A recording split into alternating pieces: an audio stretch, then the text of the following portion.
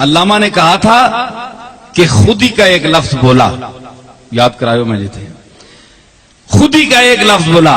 तो हमारे तसव्वुफ की पुरानी किताबों में खुदी का मफहूम होता है किब्र के माने में, तकब्बुर। खुदी कुफ्रस्त नफी खीश कुनजूद, खुदी कुफ्र है, अपनी नफी करो। लेकिन अल्लामा ने इसको इरफान जात का मफहूम दिया कि अपने आप को पहचानना। खुदी, इसमें किब्र नहीं है, तकब्बुर नहीं है, गुरूर नहीं है, अपने आप को पहचानना यह खुदी है। बाद लोग जहालत की वजह से अल्लामा इकबाल पर एतराज करते हैं कि ये क्या चीज है, उसने क्या बयान किया। उनको पता ही नहीं, बेचारों को इल्म कम है। अल्लामा ने, मैं उसको कुरान से साबित करता हूं। आइए, खुदी क्या है जी? खुदी किब्र नहीं है। मन आरफा नफ्सहू फकद आरफा रब्बह, जिसने अपने आप को पहचाना उसने रब को पहचान लिया। खुदी क्या है कि अपने आप को पहचानो और खामोश रहकर अपनी हर चीज, इन्ना सलाती व नुसुकी व महयाया व ममाती लिल्लाहि रब्बिल आलमीन ला शरीका लह, अपनी हर चीज को उसके सुपुर्द कर दो, जिस तरह इब्राहिम अलैहिस्सलाम ने किया। तो सुपुर्द कर दो, उसके बाद खामोश हो जाओ। मालिक कुल उसको समझो, मुख्तार कुल वही है, वो जाएगा, जो चाहेगा वो करेगा। तुम खुद सुपुर्दगी अपने अंदर पैदा करो तो क्या होगा कि जब कहा ना खुदी को कर बुलंद इतना कि हर तकदीर से पहले खुदा बंदे से खुद पूछे, बता तेरी रजा क्या है। अब यहां इतराज यह पैदा होता है जनाब कि अल्लाह बंदे से खुद पूछेगा जनाब आपकी रजा क्या है, ये तो बड़ी जात है, वो किस तरह पूछ सकती है। बंदा जो अल्लाह की रजा का तालिब होता है, ये अल्लाह, ये अजीब चक्कर है, उल्टी गंगा बह रही है कि अल्लाह बंदे से पूछे। तो अल्लामा पर फातिरुल अक्ल लोगों ने, जो अक्ल से खाली थे, इल्म कम था, उन्होंने इतराज कर दिया। तो अल्लामा की तरफ से मैं जवाब देता हूं, तो मुझे ये बता तेरी रजा क्या है। ये बंदा एक कामिल मुराद है, हर नथु खैरा नहीं है, कामिल आदमी, कामिल इंसान। अगर ये नहीं है तो क्यों फरमाया कद नरा तकल्लुब वजहिका फिस समाए फलनुवल्लियन्नका क़िबलतन तरदाहा।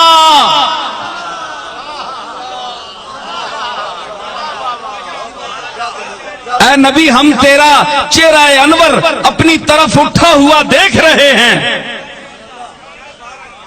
अनकरीब हम उस किबले की तरफ तुझे मुतवज्जे कर देंगे, तरदाहा, जिस पर तू राजी है। खुदा बंदे से खुद पूछे, बता तेरी रजा क्या है।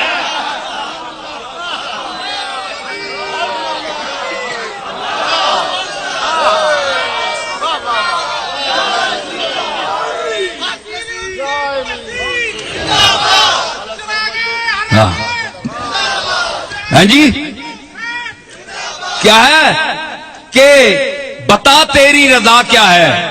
फलनुवल्लियन्नका क़द नरा तक़ल्लुब वजहिका फिस समा, हम देख रहे हैं मोहम्मद तेरे चेहरे को उठा हुआ अपनी तरफ। समा का माना ऊंची तरफ होती है, समा का ये माना आसमान भी होता है, लेकिन अरबी में समा हर ऊपर वाली चीज को समा कहते हैं। तू तो साजिदीन का इमाम है, तू तो इमाम साजिदीन है, सारी उम्र तू मेरे सामने झुकने वाला है। आज कद नरा तक़ल्लुब वजहिका फिस समा, आज ये तेरा खामोश चेहरा हम अपनी तरफ उठा हुआ देख रहे हैं, खैरियत तो है।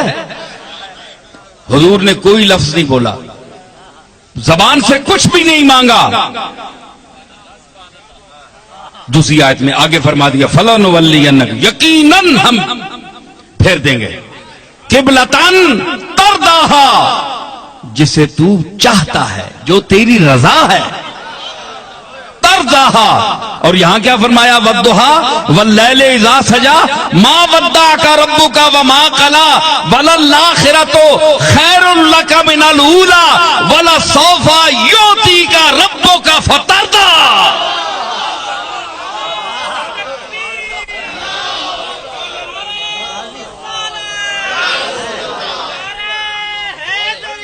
मिन नेमतिन तुजजा इल्ला इब्तिगा वजह रब्बिहिल आला वला सौफा यरदा। इससे पहली सूरत है। इसका मुखातिब पता है कौन है? सिद्दीक़ अकबर हैं। कि ये इसलिए खर्च नहीं करता कि किसी का बदला चुका रहा है, बल्कि सिर्फ अल्लाह को राजी करने के लिए खर्च करता है। वला सौफा यरदा, वो यकीनन राजी हो जाएगा। तो देखिए, एक बात, मेरी बातें बिखर जाती हैं, लेकिन मैं अर्ज करूं कि मकाम सिद्दीक़ अकबर भी देखिए कि कुरान की सूरतों की तरतीब में ये यरदा है और इससे अगली सूरत वद्दुहा है। वहां तरदा है और यहां यरदा है। पहली सूरत, इससे पहली सूरत में इख्तिताम उसका यरदा पर है और इसके बाद जो वद्दुहा है इसमें तरदा है। यानी यहां इसका बाद लोगों ने कहा कि इसका जो ज़मीर मुस्ततर है इसमें मुराद सिद्दीक़ अकबर हैं कि वो राजी हो जाएंगे, उनको भी मैं इतना दूंगा। और बाद ने कहा कि इसका मर्जा जो है वो अल्लाह है, अल्लाह राजी हो जाएगा। बहरहाल जो कुछ भी है, जो भी राजी हो, ये भी राजी हो, वो भी राजी हो। रज़ी अल्लाहु अन्हुम व रज़ू अन्हु। कुरान ने सहाबा के लिए कह दिया कि ये अल्लाह पर राजी हैं और अल्लाह इन पर राजी है। चाहे सिद्दीक़ अकबर की रजा ढूंढे या सिद्दीक़ अकबर उसकी रजा ढूंढे, बात एक ही है। तो यहां तरतीब देखिए कि वो यारे गार भी है, यारे मजार भी है, और सूरतों की तरतीब देखिए कि रसूलुल्लाह ने कोई सूरत अपनी मर्जी से नहीं रखी। जिस तरह कलाम वह्य इलाही है, इसी तरह तरतीब भी वह्य इलाही है। सूरतों की तरतीब को भी जिस तरह अल्लाह ने फरमाया उसी तरह रखा। अल्लाह ने यरदा में सिद्दीक़ अकबर को पहले रखा और तरदा में मोहम्मद मुस्तफा का। यरदा और तरदा देखें, यहां भी सूरतें दोनों दोस्तों की इकट्ठी कर दी। कुरान में भी सिद्दीक़ मोहम्मद रसूलुल्लाह के साथ है।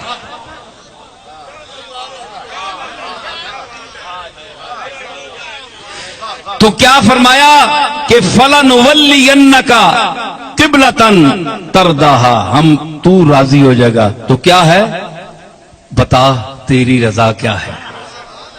फिट हो गई ना गल, सही होगी। हुजूर की एक हदीस आती है, फरमाया जब मैं गफीर बैठा था सहाबा का, हजरत सिद्दीक़ अकबर भी तशरीफ फरमा थे, हजरत उमर भी, हजरत उस्मान, तमाम जलीलुल कद्र साहबा तशरीफ फरमाए थे। तो हुजूर ने फरमाया, आपका आखिरी दौर था, फरमाने लगे कि अल्लाह ने एक बंदे को इख्तियार दिया है कि वो उसकी तरफ चला जाए या दुनिया में रहे।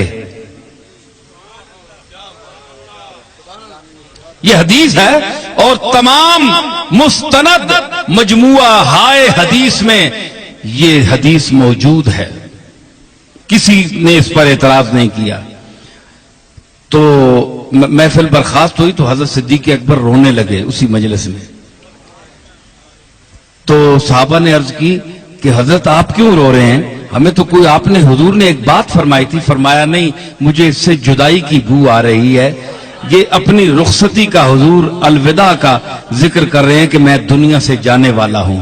तो उस बंदे ने फरमाया, हुजूर ने फरमाया कि उस बंदे ने इख्तियार किया कि ऐ मालिक, मैं तेरी सोबत और तेरी रिफाकत को तरजीह देता हूं दुनिया में रहने से।